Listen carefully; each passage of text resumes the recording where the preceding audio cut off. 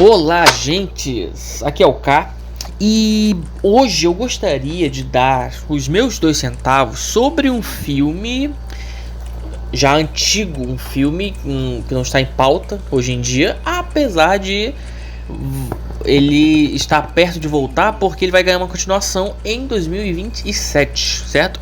Eu gostaria de falar com vocês hoje sobre The Batman, certo? De 2022. Um filme de Matt Reeves, estrelado por Robert Pattinson, certo? E assim, como na época o canal nem existia, eu queria aqui dar meus pontos sobre o filme, o que eu acho, de forma bem básica, né? Sem me aprofundar muito. Pelo menos nesse vídeo a gente pode fazer um especial sobre este filmaço no futuro. Mas o que eu posso falar agora? Primeiro, assim, The Batman, né? É interessante que ele era um projeto que, primeiro, ele ia ser do falecido DCEU, então ia estar no mesmo universo de Liga da Justiça, mesmo universo de Homem de Aço, né? Todo aquele universo do Snyder. E o filme seria dirigido por Ben Affleck, dirigido, roteirizado e estrelado por Ben Affleck, certo? Era o nome do filme, The Batman. Porém, assim, é uma história que vale até a pena contar em outro vídeo. Deu um fuzuê danado, o universo do Snyder acabou, os filmes da DC ficaram uma bagunça e tudo foi pro brejo. E esse projeto, e o Ben Affleck saiu do projeto, né? E o projeto The Batman foi pra mão do Matt Reeves, certo? O diretor da trilogia Planeta dos Macacos, que é uma trilogia muito bem elogiada, e o diretor de fato é muito bom. Então, o Matt Reeves pegou esse projeto com a condição de que ele teria total autonomia e poderia fazer sua própria história, com seu próprio ator, seu próprio universo, seu próprio contexto. Então, o que o Matt Reeves fez em 2022? Ele pegou esse Batman, esse projeto, transformou por completo e trouxe o Batman que era da Liga da Justiça, trouxe para o pé no chão.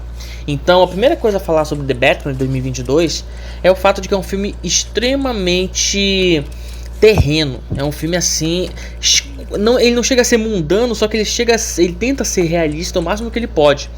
Então é aquela ideia de tratar o Batman como um elemento real, certo? Uma coisa que alguns gostam, outros não gostam. Foi uma coisa que o Nolan fez muito na sua trilogia e que o Matt Reeves adota aqui. Então é um Batman sem muito recurso, é um Batman pouquíssimo fantasioso, é um Batman assim que ele não fica explorando o absurdo, ele quer fingir que pode estar no mundo real, no nosso mundo, né?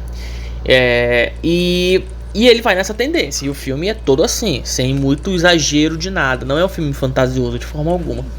Mas sobre o filme em si, né? Vamos entrar aqui nos pormenores. O filme, logo de cara, o que eu posso falar é que eu gosto bastante do que fizeram ali. Eu acho assim um filme muito acertado na proposta que ele tem. Porque primeiro que ele é um filme de investigação. Começa por esse ponto.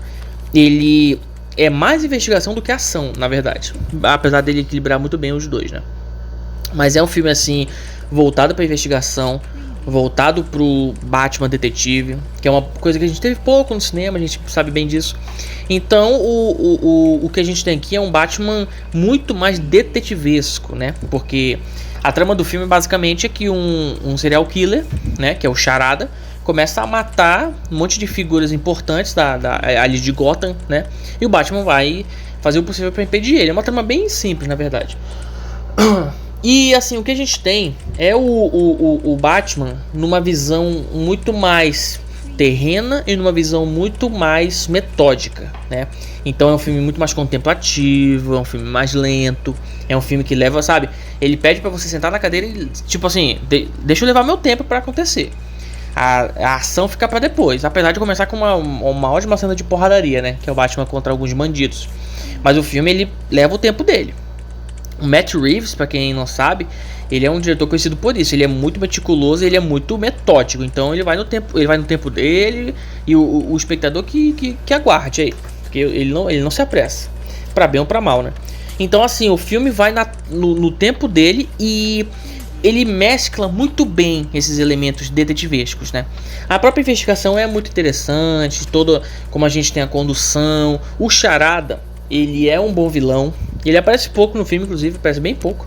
Assim, se a gente for fazer uma comparação com o Coringa, por exemplo, do Cavaleiro das Trevas, né? O Charada aparece bem pouco. E a gente tem o Batman nessa trama que ele vai se desconstruindo, né? Ele começa falando sua vingança, ou aquela frase de efeito que pegou na época do trailer, pegou todo mundo de surpresa. Eu sou a vingança e tal. E no final ele termina o filme. Tem spoiler, tá, gente? E no final ele termina o filme falando: eu sou a esperança, né? Eu tenho que ser a esperança. Então é um filme assim que a gente tem um arco muito bem delineado pro Batman. O Batman do Pattinson, né? Robert Pattinson, o responsável por interpretar Edward, né? Na famosíssima saga Crepúsculo, né? Que muita gente odeia ele no papel e teve muito preconceito com ele, mas ele entrega um bom trabalho. Não é o melhor Batman, com certeza não é o melhor Batman, não é de longe o melhor Bruce Wayne. O Christian Bale é superior a ele. Na minha visão, até o Ben Affleck consegue ser melhor do como Bruce Wayne especificamente. Mas o que o Pattinson entrega aqui é um trabalho muito acertado. Ele tem um olhar meio louco, né? Porque o Batman daqui, ele é muito mais desequilibrado. Ele é um porradeiro. Ele tá ali pra arranjar problemas e ponto. É por isso que ele sai à noite. Inclusive isso é dito numa das entrevistas do diretor. Então assim, o Pattinson faz um belo trabalho como Batman. O trabalho com Bruce Wayne é menos bom, vamos dizer assim, mas ainda funciona. Todos os atores do filme, todos estão muito bem. Temos o Paul Dano, que é como o Charada. Ele aparece uma cena sem máscara, basicamente, que é a cena do interrogatório. Ele entrega muito bem, apesar de ser um pouquinho exagerado demais. Ele funciona dentro da proposta. Temos ali o James Gordon, né, do Jeffrey Wright, que é um ótimo ator, funciona muito bem.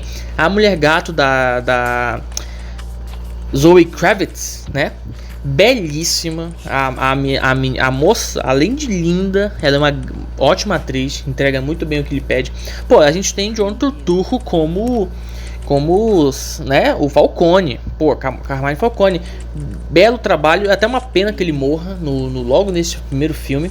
E temos o que talvez o que ficou mais marcado, que foi o Colin Farrell como Pinguim. Ganhou uma série posteriormente, brilhou na série, e aqui no filme já, apesar dele aparecer pouco, ele entrega muito bem o que lhe é pedido. Grande ator, grande atuação, grande trabalho. E o filme como um todo, ele não é perfeito. Ele tem uma questão de ritmo ali no meio, uma certa barriga. Ele se acha um pouquinho mais inteligente do que ele é na questão da investigação, né? Então assim, de forma alguma, ele não é uma obra-prima, mas é um filmaço, sério. As cenas de ação, a forma como elas são filmadas, o Matt Reeves, né, ele faz de uma forma muito mais crua. Ele é bem Nolan nesse ponto, apesar de, inclusive, as cenas de ação desse filme são melhores que as do Nolan. Ele é muito cru no que ele vai filmar. Ele não vai pro fantástico, ele vai sempre aqui pro terreno. Ele brinca com o fantástico em alguns vislumbres, mas no geral o que o Reeves está procurando é uma coisa muito mais seca, porque o universo dele se apresenta dessa forma, uma coisa mais verossímil. Então é uma cena de ação que pode ser até um pouco incômoda. A própria cena do Batmóvel, que é uma das melhores cenas do filme. E detalhe, o Batmóvel aqui, apesar de ser muito simples, ele funciona muito bem. Como ele aparece só uma cena do filme, funciona porque ele é apresentado como um elemento de terror. Então é legal como o Matt Reeves ele fica brincando com essas dinâmicas, né? Tipo, o filme como um todo, em vários momentos, ele brinca com a estética de terror. Tipo, pô, tem uma criatura, tá, espreita e tal, né? Então o Matt Reeves ele sabe brincar muito bem com isso. Então ele é um passeio por alguns gêneros, exceto a comédia. Com certeza o filme não é de comédia, não é bem humorado. E isso com certeza não é o problema. Então o que o Matt Reeves busca é uma coisa muito mais crua, né? No sentido de Batman, o que a gente já teve. Porque o Batman antes do Pattinson foi o Ben Affleck, que era uma loucura, pra bem ou pra mal. Era assim uma coisa surtada. Era um universo fantasioso. Era uma outra visão do personagem, né? Então aqui a gente tem uma visão mais sombria. A gente tem uma visão mais seca dele, né? E funciona muito bem. Então assim, como o primeiro filme desse universo, não sabemos ainda se vai ser uma trilogia. Como primeiro filme, ele abre muito bem as portas. Ele entrega um filme com começo, meio e fim. Então assim, ele, apesar de ser um filme que deixa pontas, ele se conclui o arco dele. E isso é muito importante hoje em dia, né? Um filme saber dar as pistas para o universo, abrir as portas, só que ele se fechar num arco que seja coerente com uma estrutura de três atos convencional, né? E isso é muito importante, e o Matt Reeves sabe disso, e ele faz isso no filme. Então a gente tem o arco do Batman de vingança para se tornar esperança, a gente tem o arco da Mulher Gato de desistir da vingança dela, a gente tem até mesmo o arco do Charada aqui, né? Que ele quer a justiça acima de tudo, só que de uma forma totalmente deturpada, né? E é interessante que ele encontra o alívio, entre aspas, ou seja, o arco dele, entre aspas, se finaliza no final, quando ele encontra o Coringa, né? Que a gente sabe hoje em dia que é o Coringa, que vai ser interpretado pelo Barry Keoghan. E então é interessante como o filme todo vai se amarrando. Ele vai, de novo, não de forma perfeita, ele deixa algumas lacunas um pouquinho evidentes demais.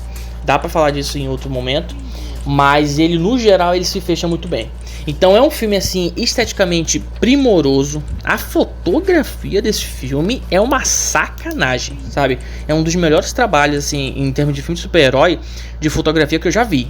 É um dos melhores, com certeza. Isso aí não tem dúvida. O roteiro é bem amarrado. O filme, olha que interessante, o filme é 2 horas e 50, se eu não me engano. Então vamos tirar aí 8, 10 de crédito, vamos dizer que é 2 e 40. Você segurar um filme de 2 horas e 40, sabe? Um filme que ele tem uma estrutura mais lenta, mais contemplativa. E você segurar isso, essa peteca por 2 horas e 40, não é para qualquer diretor, não é para qualquer roteiro, tá? Então é um trabalho primoroso que foi feito aqui em The Batman. E sabe, eu, como gosto muito de dar nota para as coisas, com certeza The Batman, na minha categoria, na minha listagem, ele fica ali num 8,5 sólido, com certeza. Ele é um 8,5 sólido, é um ótimo filme, é um filme de introdução muito boa ao Batman, até porque ele não conta a origem, né? Ele pula a origem, já vai pro segundo ano de ação do herói. E detalhe, esqueci de mencionar, Andy Serkis como Alfred, tá? Ele aparece, esse é um dos problemas do filme, ele aparece muito pouco. Ele tá bem no papel, é um grande ator, mas infelizmente é pouquíssimo aproveitado. Claro que o filme tinha muito pra contar, né? E acaba contando de forma muito boa. Então assim, você encontra esse filme na Max, né? Se você quiser assistir, encontra ele no Prime Video também. Então é um filme que vale muito a pena caso você não tenha assistido. E caso você tenha assistido, eu gostaria muito de ouvir a sua opinião aqui nos comentários. Se puder me ajudar com uma curtida, eu agradeço muito. Se puder se inscrever, se gostar, é claro, do canal, fique à vontade e faça parte aqui da nossa agência. Bom, eu vou ficando por aqui, queridos. Eu sou o K e até a próxima missão, agentes.